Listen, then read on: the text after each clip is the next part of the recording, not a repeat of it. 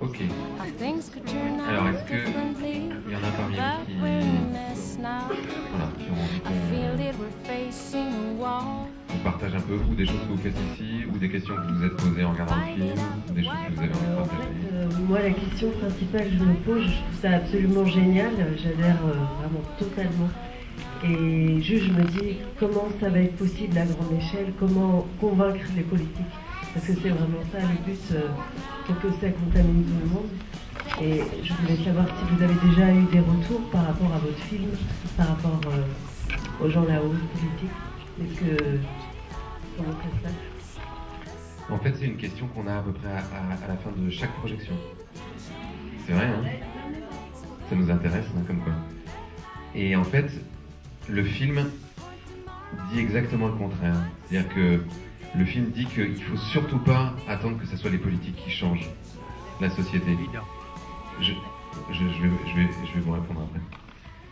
Et c'est pour ça que, mais je trouve que c'est vachement symptomatique, et c'est assez symptomatique de notre pays, malgré tout, qui est un pays assez centralisé, où on attend beaucoup des entreprises, on attend beaucoup des institutions, où on râle beaucoup. On est un peu un pays de râleurs, quand même.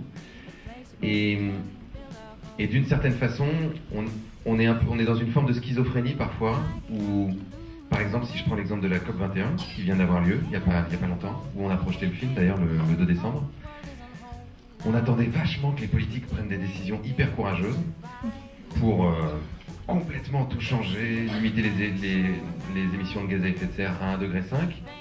Et, alors je parle pas de la France là, puisque nous on avait eu les attentats et c'était un peu compliqué, mais dans le monde, quand on a fait la marche pour le climat, il y a 750 000 personnes qui ont marché. Alors qu'en France, quand par exemple il y a eu le mariage pour tous, il y a 1 million de gens qui sont allés marcher contre le mariage pour tous, juste en France. Donc 750 000 personnes dans le monde, c'est pas beaucoup. Donc il y a un moment, il faut que nous, on prenne ces sujets-là en compte. C'est-à-dire qu'il faut que nous, on commence déjà à faire notre petite révolution personnelle dans nos vies, dans nos modes de vie, dans notre activité. C'est-à-dire que notre activité professionnelle, peut-être qu'on consacre beaucoup de temps à travailler, et ça vaudrait le coup de consacrer ce temps-là à faire des choses qui construisent un monde dans lequel on a envie de vivre. Et puis, qu'on puisse se rassembler et se mobiliser à des moments sur des sujets qui sont vraiment hyper importants, comme là, par exemple, le changement climatique. Donc, pour répondre à votre question, Fabius l'a vu, Ségolène Royal l'a vu. Donc Fabius est venu le voir le 15 septembre puisqu'il devait valider le fait qu'on le projetait à la COP21. Alors il y a des moments où les politiques pourraient faire d'autres choses, mais il y a un moment, pour décoincer le système, on a besoin non seulement de changer la structure démocratique, donc là on fait plein de propositions dans le film, cette histoire du tirage au sort, etc. Mais on a aussi besoin de travailler ensemble, c'est-à-dire qu'on a besoin d'aider les élus à y arriver. Roosevelt, qui était un des politiques peut-être les plus courageux qu'on a eu au XXe siècle dans des moments de crise, en plus de moments de guerre, mais aussi moments de crise économique très importants. Quand Roosevelt voulait prendre une mesure qui allait contre Wall Street et qui allait contre l'intérêt des grandes puissances économiques et financières, il disait aux gens, maintenant, allez dans la rue et obligez-moi à le faire. Et c'est ça qu'on a besoin de faire. Et si les responsables politiques ne le font toujours pas après, eh ben, il faut les remplacer. C'est-à-dire qu'il faut que des gens, parmi nous, décident de faire de la politique autrement, d'aller changer les institutions. Moi, j'ai été en contact avec plein de gens qui ont fait ça, notamment une histoire que je raconte souvent à Avranches, qui est une petite ville dans la Manche. Il y a un groupe de personnes qui est venu me voir en 2011 en me disant, voilà, on a toujours le même maire depuis 35 ans, ça bouge pas, en gros, il veut rien faire, alors qu'il y a plein de trucs à faire, qu'est-ce qu'on peut faire? Et je leur dis, on a fait un programme. À l'époque, avec Colibri, on avait lancé une campagne qui s'appelait Tous candidats en 2012. Pour dire aux gens, justement, arrêtez juste de croire qu'en votant pour un tel ou un tel, ça va changer, il faut que chacun de nous soit candidat à changer la société. Donc je disais, là, on a fait tout un listing de mesures, et notamment des mesures à l'échelle locale qui sont... Donc regardez ça, voyez ce que vous pouvez en faire. Rassemblez les gens, commencez à lancer des initiatives, et peut-être qu'à un moment, vous pouvez aller plus loin. Ils ont fait ça, donc ils ont créé des forums où ils ont fait venir les gens, ils leur ont demandé ce qu'ils avaient envie de changer dans la ville, dans quoi ils étaient prêts à s'impliquer. Il y en a qu'on a de l'énergie, c'est ça. Et ensuite, ils ont installé un paysan bio au cœur de la ville, dans Avranches. Ils ont créé un truc qui s'appelle la fête des sens, où ils faisaient venir donc, des milliers de personnes chaque été, et ils leur montraient des alternatives. Et en 2014, quand il y a eu des élections, ils ont présenté une liste citoyenne, donc sans étiquette, avec le fameux paysan bio de la ville, avec tout un tas de gens qui étaient dans le milieu associatif. ils ont été élus au premier tour. 54%. Le maire avait rien pu venir, puisque normalement c'était lui qui était élu au premier tour, à chaque fois. Donc, il y a un moment où c'est pas une fatalité. C'est ce que nous disait Pam, qui est dans le film. C'est nous qui avons mis en place ce système.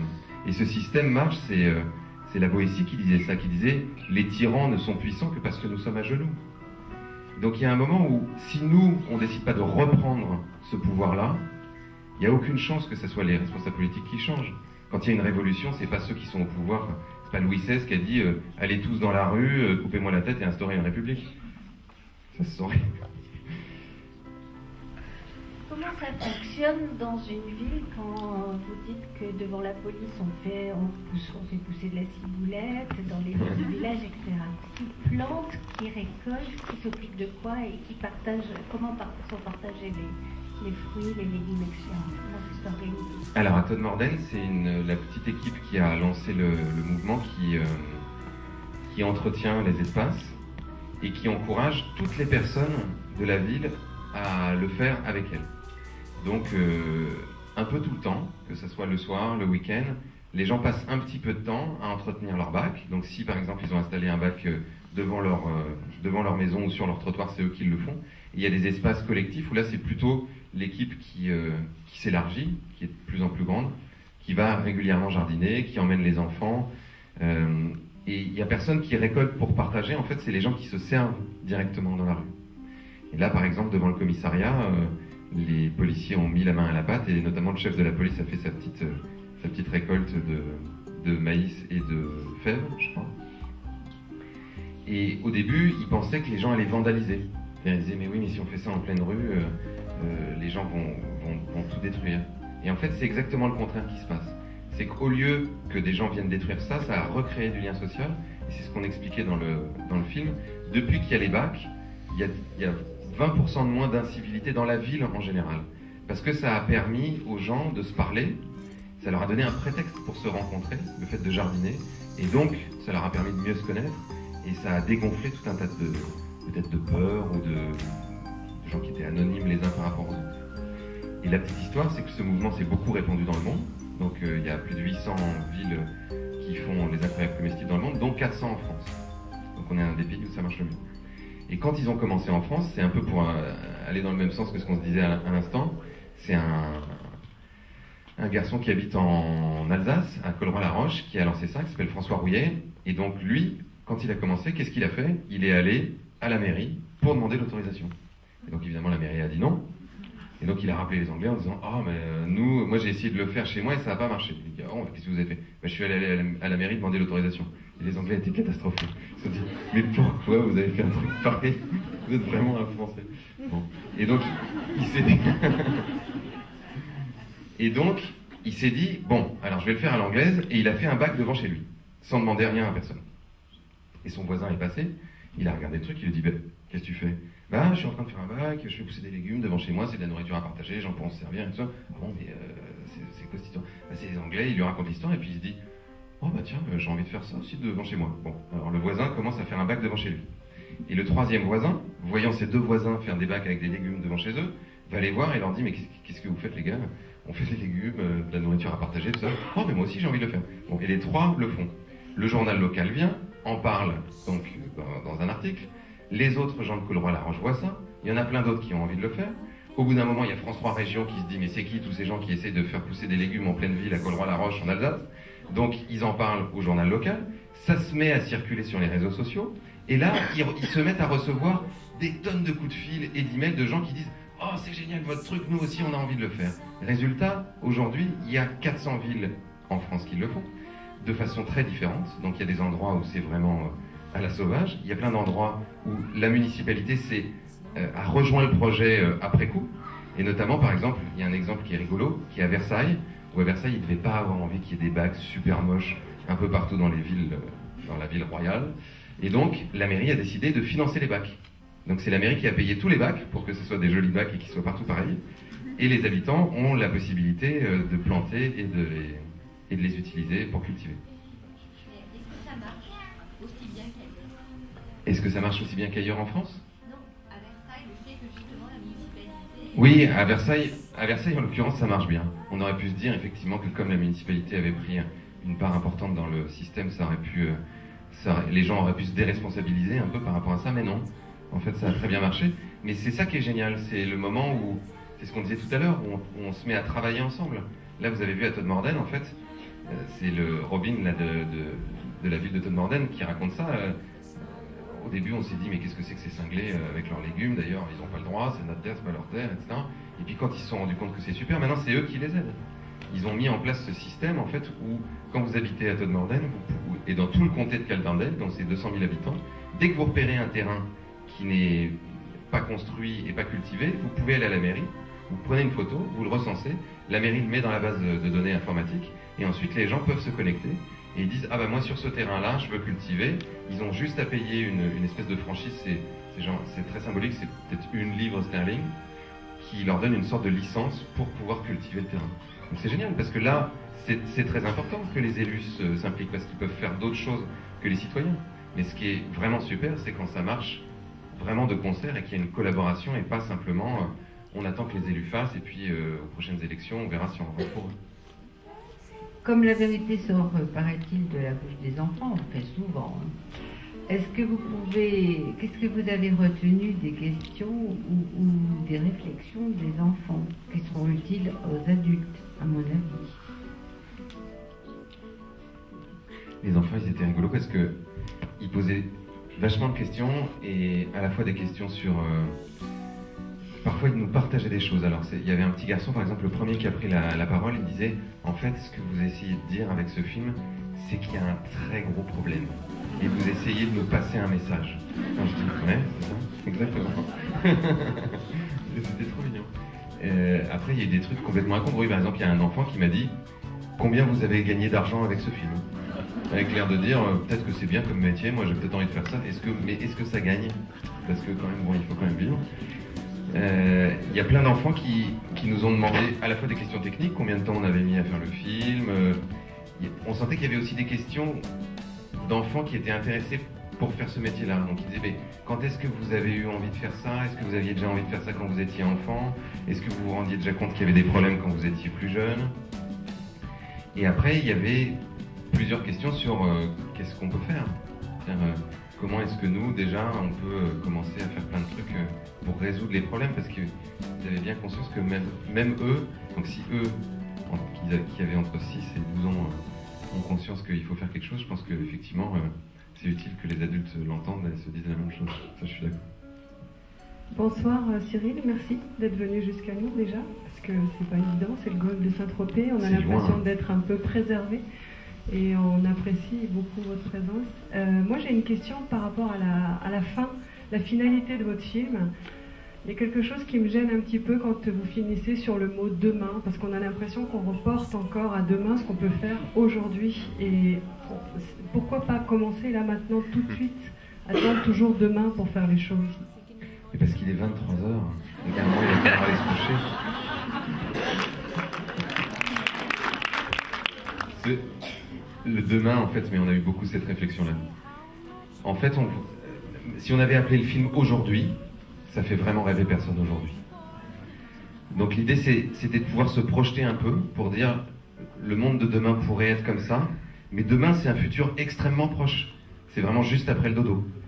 Donc si on décide de le faire vraiment demain, c'est-à-dire pas demain au sens figuré, c'est-à-dire plus tard, mais si on se dit dès demain, je peux commencer à construire un autre monde.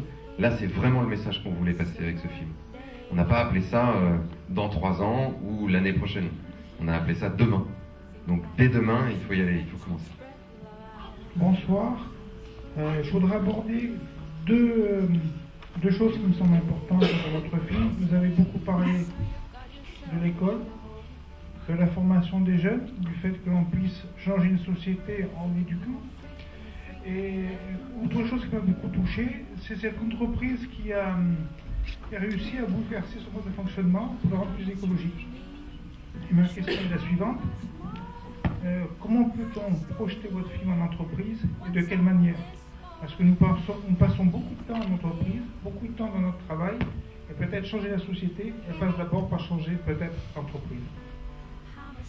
Moi, je suis très content que vous disiez ça parce que, et c'est notamment ce que les Américains là, du réseau BAL, les 35 000 entrepreneurs disent, pour eux, l'entreprise et l'entrepreneuriat, parce qu'entreprise, on pense aussi souvent grandes entreprises, alors que justement les anglo-saxons envisagent l'entrepreneuriat comme le fait d'entreprendre des choses. Et parfois, on a une entreprise, on est tout seul, on est deux, on est trois, et pour eux, l'entreprise est donc le levier d'entreprendre des choses et le moyen le plus rapide et le plus efficace pour changer la société. Donc si vous voulez organiser des projections en entreprise, c'est hyper simple. On a un site qui s'appelle demain-lefilm.com et dedans vous avez comment organiser une projection. Là vous avez un contact, vous envoyez un email, vous allez tomber sur Juliette chez Mars, qui est notre distributeur, et dont c'est le boulot de faire en sorte de pouvoir répondre à toutes les demandes de projection qu'on a, que ce soit en entreprise, que ce soit dans les écoles, que ce soit dans des collectivités. Donc elle vous aidera à le faire. Et sur l'autre chose que vous avez évoquée, c'est-à-dire l'éducation, on parlait d'éduquer les jeunes, mais on parlait d'éduquer les adultes aussi. Moi, ce que je trouve génial en Finlande, c'est que justement, il y a une vraie politique de formation pour les enseignants. C'est-à-dire qu'on les forme vraiment, pas seulement à leur sujet et de façon académique, on les forme à la pédagogie, on les forme à la psychologie infantile, on leur apprend leur métier in situ, comme ça peut être le cas parfois en entreprise, ou dans un certain nombre de métiers d'apprentissage. C'est-à-dire qu'ils vont dans les classes pour s'entraîner, il y a d'autres profs qui les regardent, qui regardent comment ils s'en sortent, qui leur donnent des conseils, qui leur permettent de s'améliorer. Alors que nous, en France, la plupart des profs qui arrivent en classe, ils ont eu une formation universitaire sur leur sujet, mais ils n'ont quasiment jamais eu d'expérience dans une classe avec des élèves. Et ça, c'est très difficile. Et la plupart du temps, nous, on fait l'inverse de ce que font les Finlandais. C'est-à-dire que les Finlandais, ils vont envoyer les enseignants les plus expérimentés pour les élèves les plus difficiles. Les élèves qui ne parlent pas la langue, les élèves qui ont des vrais problèmes de comportement, les élèves qui ont subi des situations dramatiques et donc qui sont pas forcément aussi calmes ou aussi sereins que les autres. Alors que nous, plus un prof est jeune et inexpérimenté, et plus on l'envoie dans un endroit pourri où c'est difficile et où il a les élèves les plus compliqués. Alors qu'on devrait envoyer des super professionnels, des gens qui connaissent les situations pédagogiques, qui vont pouvoir intéresser les enfants, qui vont pouvoir s'adapter à eux. Et on fait le contraire. C'est-à-dire que moins on a de points dans l'éducation nationale, et plus on va dans une ZEP où c'est incroyablement difficile, et surtout quand on débute. Et c'est dramatique de faire ça, parce qu'on casse plein de jeunes profs qui ont parfois vraiment envie de faire ce métier-là et qui se retrouvent dans des situations vraiment difficiles. Donc cette histoire d'éducation, elle est vraiment à tous les âges et on a vraiment besoin d'éduquer les adultes aussi. Enfin, en tout cas, d'accompagner les adultes pour qu'ils trouvent le bon moyen de s'exprimer dans cette société en faisant la chose pour laquelle ils sont doués et qui est le plus utile aux autres. Je disais par rapport au modèle éducatif, si quand on parle politique, chaque citoyen doit s'engager, là, est-ce qu'on a un moyen d'agir sur le système éducatif en tant que citoyen?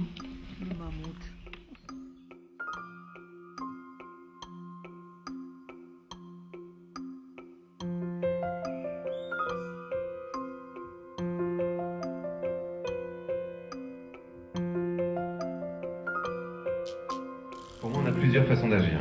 La première, qui est parfois la plus simple, c'est de s'impliquer dans l'école de ses enfants quand on a des enfants, d'aller parler avec les enseignants. Il y a plein d'enseignants qui ont envie de faire plein de choses, qui parfois n'ont pas la ressource.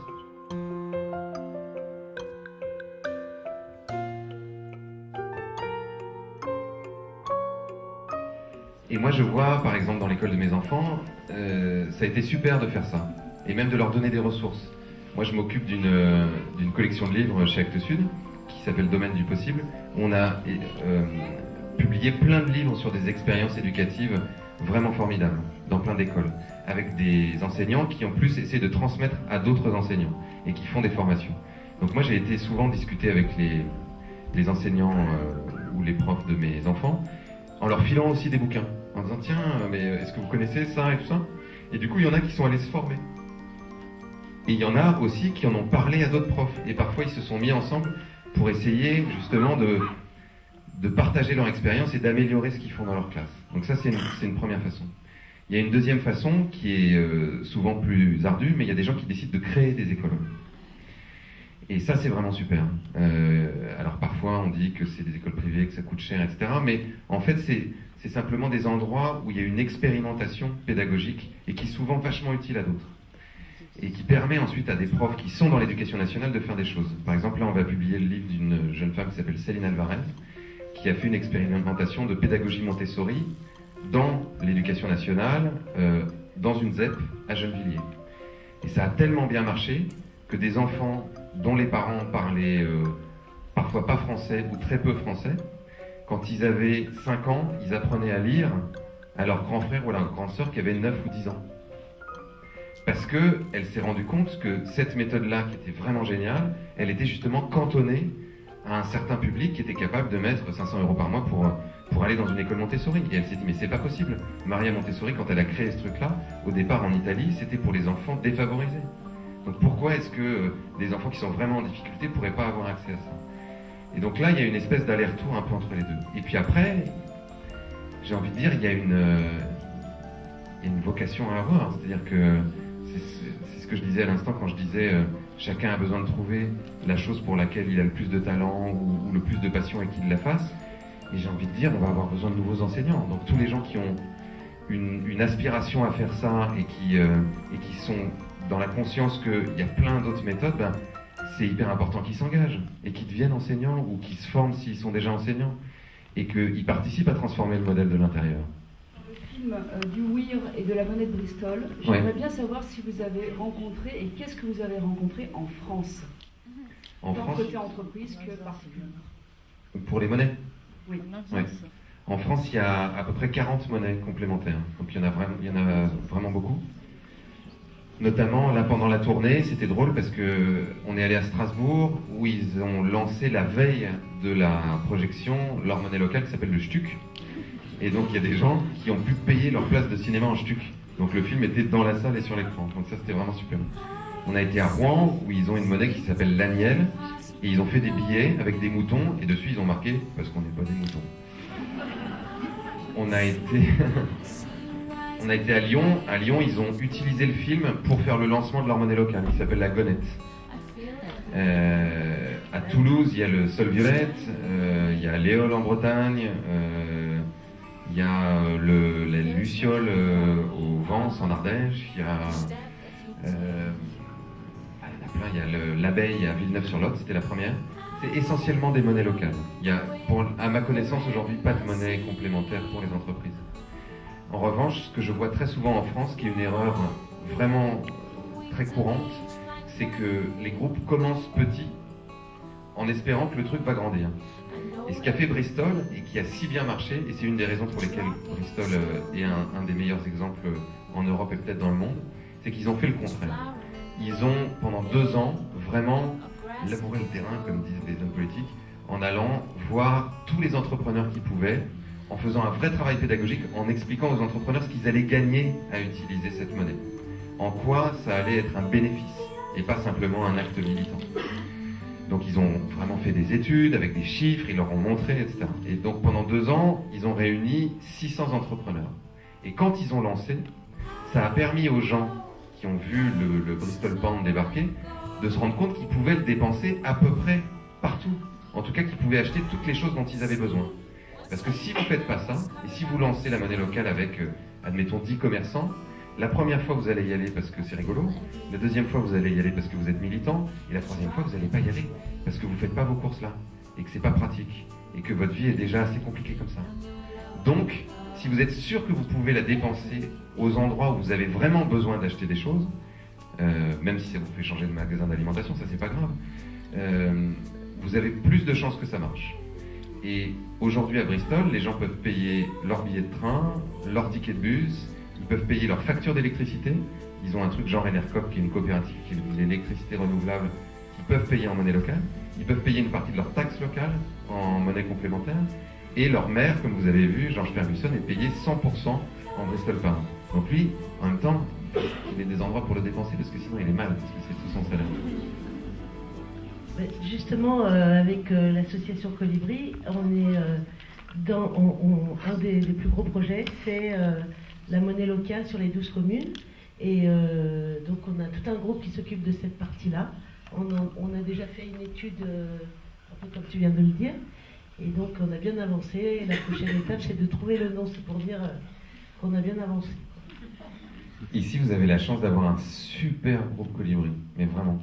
Et on a vraiment fait en sorte de créer ce mouvement. Colibri, c'est pas un truc où on va s'encarter ou je ne sais quoi. C'est un espace dans lequel on a vraiment pensé ce mouvement comme un espace dans lequel on peut se rassembler et réfléchir ensemble à quel monde on a envie de créer, et particulièrement à l'endroit où on habite. Et de se dire, bah tiens, nous, qu'est-ce qu'on a envie de faire là, ici?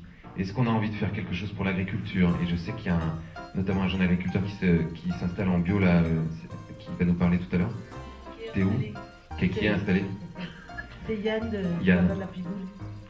Qu'est-ce qu'on a envie de faire pour l'énergie? Est-ce qu'on a envie de développer les énergies renouvelables ici? Qu'est-ce qu'on a envie de faire pour l'économie locale?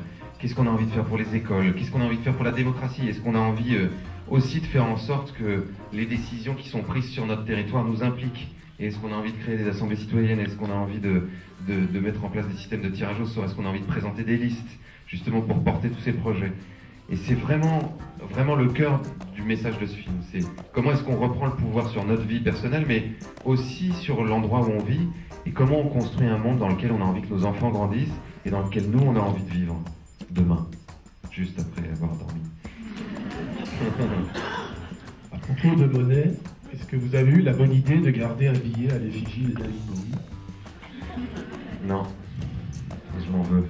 Sinon, plus sérieusement, je retiendrai une idée, c'est l'Académie des maires. Moi, je trouve que si dans ce pays, c'est vrai que le pouvoir est concentré dans les maires, on les a élus, et s'ils avaient un peu moins, plus d'humilité plutôt, peut-être que d'apprendre d'un autre maire qui a de bonnes idées, ça avancerait des choses, je trouve. Non mais ça c'est sûr. Et nous on va faire là dans la collection Chaque Sud, on va faire un bouquin qui s'appelle Ces maires qui changent la France, justement pour essayer de faire du passage d'expérience. Mais ouais, cette idée d'Académie des maires, moi je trouve ça génial. Et blague à part, moi j'adore Bowie, enfin j'adore toujours Bowie même s'il est mort. Et j'ai pas envie de parler de lui au passé. Et en fait, Rob nous expliquait que le billet avec Bowie, c'est un truc mais hallucinant à Brixton. Donc Brixton, c'est un quartier de Londres où Bowie est né. Et les gens vont à Brixton chercher un billet de Bowie, c'est-à-dire qu'ils échangent de la monnaie complémentaire juste pour avoir le billet de Bowie. Et donc ça a été en plus un coup de génie, c'est-à-dire qu'au-delà de nous faire rire dans le film et d'être touchant parce que c'est l'endroit où il est né, ça a donné une publicité à la monnaie complémentaire vraiment top, quoi. J'ai pas compris le moment où il y a les poules et les vaches. Les poules... Ah oui. C'est pas le moment le plus rigolo du film. En fait, ce qu'on a montré assez rapidement, c'est que aujourd'hui, pour manger de la viande, on traite les animaux mais vraiment n'importe comment.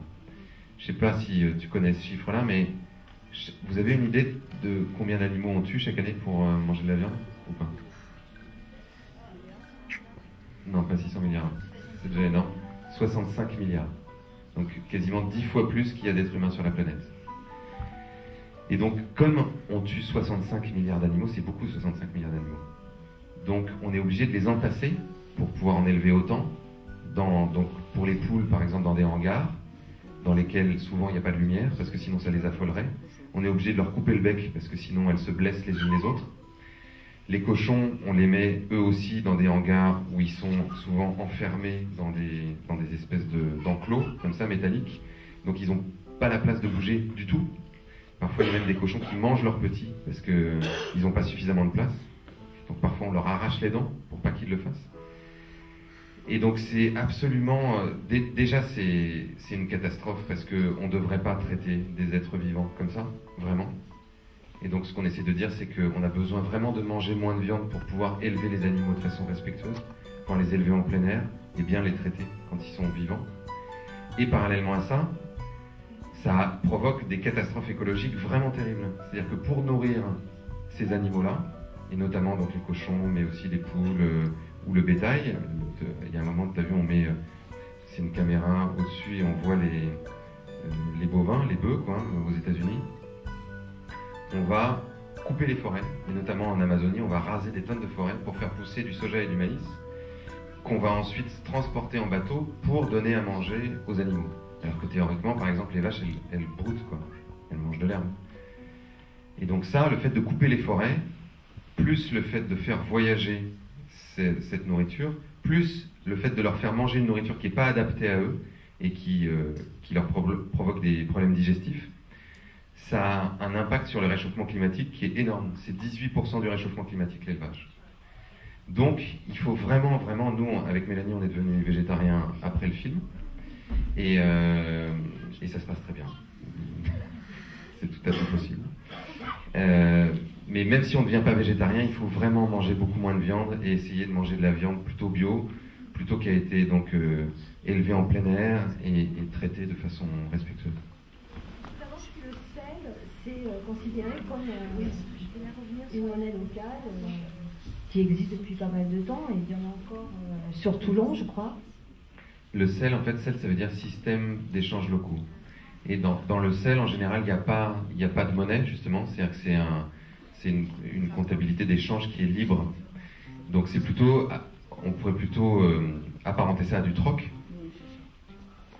Les monnaies locales, ou les monnaies complémentaires plutôt, puisqu'il ne s'agit pas simplement des monnaies locales, c'est ce qu'on a vu dans le film. L'idée, c'est d'avoir vraiment un écosystème monétaire. C'est-à-dire d'avoir une monnaie, par exemple, pour un territoire, mais d'avoir des monnaies aussi pour les entreprises, d'avoir des monnaies de temps. Par exemple, en Angleterre, il existe des banques de temps, où on considère que l'unité, c'est 1 heure de temps. Et que vous soyez avocat, ou que vous soyez babysitter, ou que vous soyez plombier, si vous donnez 1 heure de votre temps avec ce que vous savez faire, vous allez pouvoir avoir 1 heure de quelqu'un d'autre qui va vous apporter un service. Donc ça, c'est une façon, en fait, de rationaliser et de se donner un moyen d'échange qui permet de gérer les choses à plus large échelle.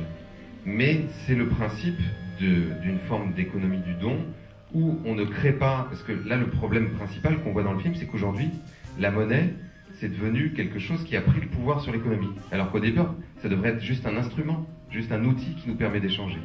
Mais comme aujourd'hui, pour créer de la monnaie, il faut passer par une banque privée qui vous fait des crédits, vous devez passer votre temps à rembourser des crédits. Donc en fait, on est dans une espèce de course en avant où il faut amasser le plus d'argent possible simplement pour rembourser les intérêts cumulés de tous les crédits qui sont faits pour pouvoir avoir suffisamment d'argent en circulation. Et ça, c'est absurde. Donc on a besoin aujourd'hui de redonner à la monnaie son utilité première, qui est d'être un moyen d'échange, et pas un instrument de domination de quelques-uns sur beaucoup d'autres. Comment faire pour que les communes, par petite échelle, aient envie de développer les énergies renouvelables, on va dire vraiment à proximité pour nous, quoi, directement? Ben en fait, c'est un peu la même chose que pour tous les autres sujets. C'est-à-dire, pour leur donner envie de le faire, souvent, il faut leur montrer d'autres communes qui l'ont fait et leur montrer comment ils ont fait. Pour leur montrer d'une part que c'est possible et pour leur montrer une sorte de mode d'emploi. Il faut souvent qu'il y ait des gens qui se mobilisent pour ça. C'est-à-dire que si, par exemple, dans une commune, Sainte-Maxime, c'est combien? C'est 15 000 habitants? Non? Sainte-Maxime 16 000? Donc 15 ou 16 000. Donc quand vous êtes par exemple dans une commune de 15 ou 16 000 habitants, quand vous avez 3 ou 4 000 personnes qui vont voir la mairie, par exemple avec une pétition en disant « nous, on veut qu'on puisse avoir accès à des énergies renouvelables sur le territoire », en général une mairie, quand c'est une partie significative de son électorat, elle commence à se bouger un peu. Une autre solution, c'est de commencer à monter des projets directement, un peu comme ils le font dans le film, et ensuite d'intéresser la mairie à y participer. En France, il y a quelque chose qui s'appelle énergie partagée, qui est une foncière dans laquelle les gens peuvent placer leur épargne pour mettre en place des moyens de production d'énergie renouvelable. Donc par exemple en Bretagne, ils ont créé un parc éolien, et ce sont des citoyens qui ont placé leur épargne et qui ont, grâce à ça, acheté des éoliennes qui fournissent de l'électricité renouvelable pour leur commune. Et une fois qu'il y a eu suffisamment de citoyens et qu'ils étaient prêts à investir, ils sont allés voir aussi le département, ou l'agglomération, ou la mairie, je ne sais plus, en leur disant, voilà, nous on va mettre tant pour faire ça, est-ce que vous êtes prêts à mettre tant avec nous? C'est à peu près ce qu'ils ont fait au Danemark, avec le parc éolien que vous avez vu dans le film, où là il y a 10 000 personnes qui ont acheté la moitié des éoliennes, et la mairie a mis la deuxième moitié. Donc c'est intéressant, parce que tout d'un coup on ne considère plus que c'est simplement la mairie qui peut le faire, c'est ce qu'on disait au début du débat, on considère qu'on peut le faire ensemble. Il y a demain, et il y a après-demain. Avez-vous pensé à une suite à votre film pour montrer aux gens ce qui s'est passé depuis votre film? Et la deuxième question, avez-vous pensé à une plateforme où on puisse échanger avec les participants leur système, leur poser des questions, si on est intéressé, pour aller les rencontrer. Avez-vous pensé à une plateforme où on puisse échanger justement sur le site du film? Alors, il y a le site du film en fait qui existe, où vous pouvez trouver des informations sur les intervenants et des coordonnées. Il y a le livre qui existe. En fait, le livre, on a mis tout ce qu'on n'a pas pu mettre dans le film. C'est-à-dire qu'on avait 140 heures de rush, comme je le disais au début de la séance.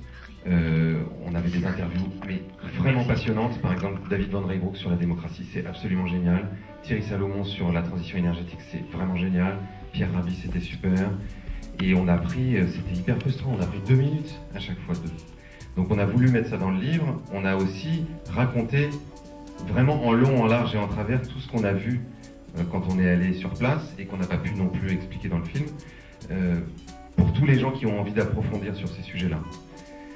Ensuite, on a le site de Colibri National, donc colibri-mouvement.org, où là, on a fait à la fois des fiches pratiques pour commencer des actions. On a une carte, en fait, où vous pouvez trouver aussi des initiatives près de chez vous, et vraiment plein d'informations pour vous relier à des gens qui font déjà des choses qui vont dans ce sens-là. Et sur le site du film, il y a d'ailleurs aussi, on a mis 5 actions individuelles, 5 actions collectives et 5 actions politiques pour commencer à changer. Et après-demain,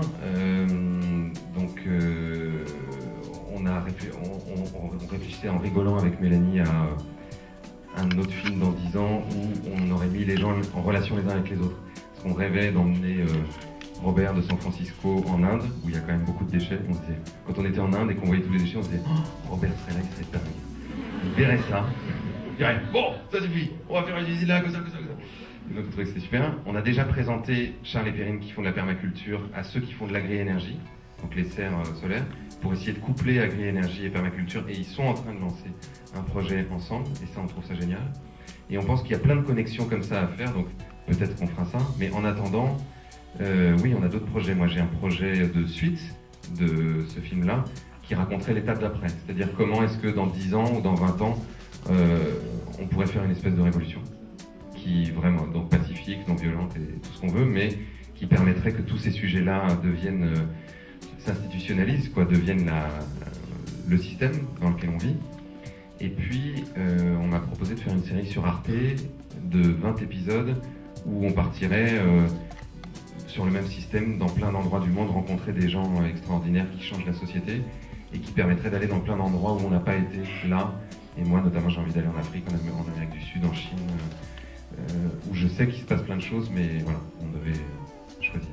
On a vu un moment que le Hilton avait trouvé un système justement pour gagner de l'argent. Oui. Et je pense que c'est très important, j'imagine que ça peut être très important pour qu'il y ait un changement, que économiquement ce soit viable. Simplement, ce que je me disais, c'est que si c'est si viable, est-ce que les grandes entreprises vont y aller? Puisqu'en toute logique, elles devraient y aller, puisque c'est leur logique. Est-ce que vous pensez que ça va se passer? En fait, c'est un des moteurs les plus importants nous qu'on a vu. C'est-à-dire quand il y a pour que les gens changent, et je parle de vous comme de moi, pour qu'on change, on a besoin de trouver un intérêt à ce qu'on fait. Et un intérêt, ça peut être plein de choses. Ça peut être un intérêt financier et économique, ça peut être un intérêt de sens, c'est-à-dire on peut avoir besoin de se sentir en cohérence avec nous-mêmes, ça peut être un intérêt parce qu'on va rencontrer des gens et que ça va créer du lien social, mais il faut toujours qu'on y trouve un intérêt. Si on n'y trouve pas un intérêt, on n'aura jamais assez d'énergie pour le faire. Là, l'exemple de San Francisco est vachement intéressant parce que la mairie a été très intelligente.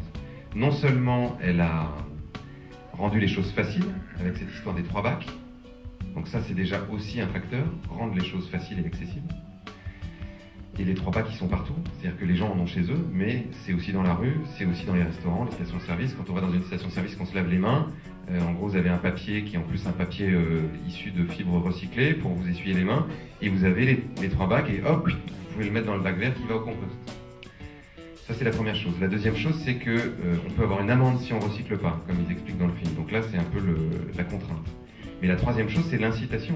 C'est-à-dire que si le Hilton a gagné 145 000 € ou économiser 145 000 €, c'est que plus vous remplissez votre poubelle noire, qui est la poubelle du tout venant, plus vous payez cher. plus vous remplissez votre poubelle bleue ou votre poubelle verte, celle du recyclage et du compostage, moins vous payez. Donc les gens qui ont beaucoup d'argent comme le Hilton, évidemment ça les intéresse de toujours faire des économies, mais les gens qui ont très peu d'argent, c'est aussi une raison pour laquelle ils vont se mettre à trier. Je veux dire, il faudrait être bête de se dire je vais payer vachement plus cher parce que juste je veux pas faire l'effort de trier. Autre exemple, à Pocheco qu'on a montré dans le Nord, à côté de Lille, ils ont vraiment démontré qu'en faisant les choses de façon plus écologique, en économisant les ressources, en étant plus autonomes, en recyclant, ils avaient économisé 5 millions d'euros sur 17 ans. Donc ça, par exemple, c'est ce qui leur a permis de rester à flot.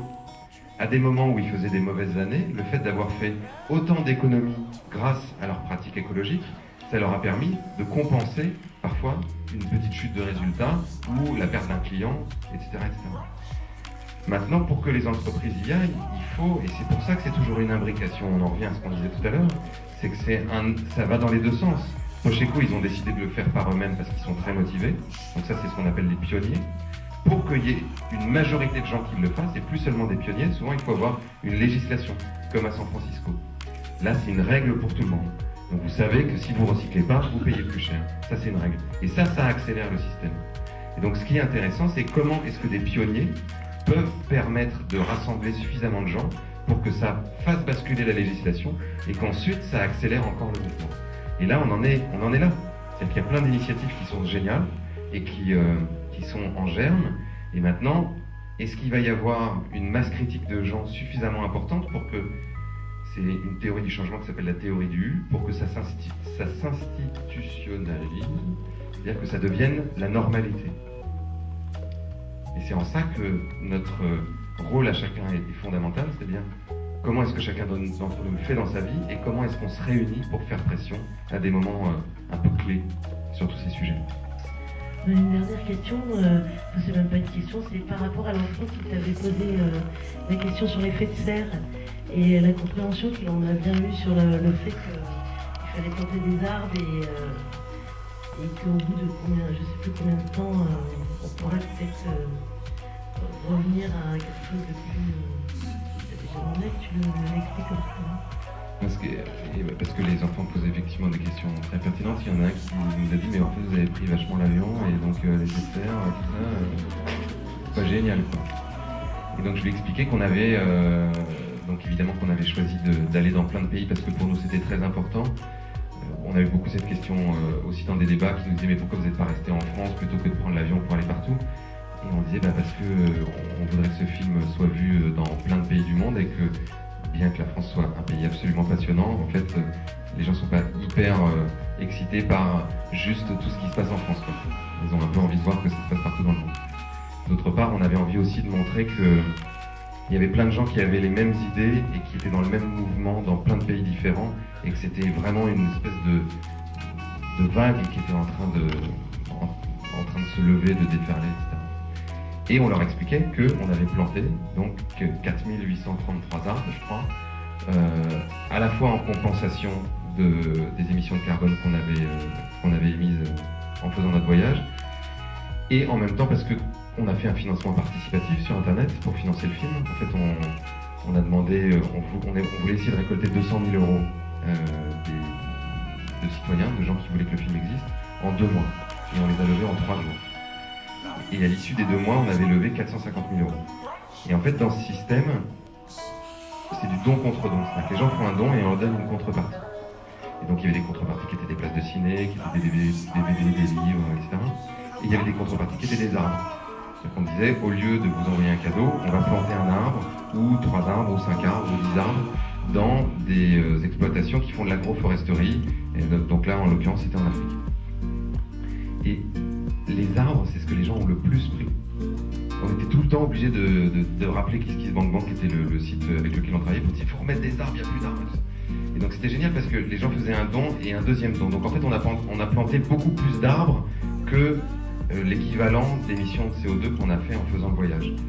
Et ce qu'on a appris, notamment avec Pocheco, c'est que c'est dans les 10 premières années de leur croissance que les arbres absorbent le plus de CO2. Donc, et c'est leur réflexion aussi à eux, quand des forêts sont bien gérées, c'est-à-dire quand on replante dans le respect de la biodiversité des espèces, qu'on fait attention de respecter la croissance des arbres pour toujours avoir des essences assez vieilles et d'autres un peu plus jeunes. Parfois, c'est vraiment quelque chose qui peut améliorer énormément la problématique du réchauffement climatique, parce que pendant ces 10 premières années de croissance, les arbres vont beaucoup stocker de CO2. L'autre chose, c'est l'agriculture biologique, et là, on a vraiment la possibilité, en remplaçant, puisque là aujourd'hui on a une agriculture qui émet beaucoup de CO2, à la fois parce qu'on utilise des engrais, des pesticides. Je ne sais pas si vous savez ça, mais pour faire une tonne d'engrais, il faut 2 tonnes de pétrole, parce qu'on utilise beaucoup de mécanisation, parce qu'on fait beaucoup voyager la nourriture dans le monde. Si on fait une agriculture qui est beaucoup plus locale, où la nourriture voyage beaucoup moins, où on va réenrichir le sol et mettre beaucoup de matière organique dans le sol, un sol plein d'humus, il stocke beaucoup de CO2. Là, vous avez vu dans le film, on a une étude qui a été faite en Californie. Si sur les 3/4 de l'État californien, on pouvait épandre du compost, non, c'est sur 1/4, pardon, c'est le contraire. Sur 1/4 de l'État, on pouvait épandre du compost, ça permettrait d'absorber presque 3/4 des émissions de l'État. Donc c'est vraiment un enjeu fondamental, à la fois de redéployer des forêts et des espaces arborés, mais aussi de réenrichir les sols avec de l'humus, et notamment donc par l'agriculture biologique, parce que tout ça permet de régénérer les écosystèmes et de stocker du carbone. Donc on fait d'une pierre deux coups. À la fois on fait quelque chose qui est meilleur pour notre santé, et en même temps on stocke tout ce carbone qu'on a envoyé dans l'atmosphère. Cyril, merci beaucoup, parce que je sais qu'il a fait un effort pour nous. Je l'ai supplié de venir cette année pour qu'il vienne. En tout cas, il est là, et vraiment merci du fond du cœur, parce que ça soutient aussi le travail qu'on met, parce que c'est vraiment important. Et je vous dis juste un truc avant qu'on fasse la photo. Dès demain, commencez à chercher le truc qui vous passionne le plus dans la vie, le truc que vous avez envie de faire, le truc pour lequel vous avez du talent. Si vous êtes parents, faites des trucs qui vous font plaisir et avec lesquels vous vous sentez bien. Bien sûr, on ne pourra pas promettre à nos enfants que le monde va changer du tout au tout du jour au lendemain. Mais on pourra leur promettre qu'il existe des solutions. Leur promettre que des femmes et des hommes se lèvent par milliers, tous les jours. Leur promettre que si on met toute notre énergie, si on se rassemble, on a tous le pouvoir de changer le monde. Demain.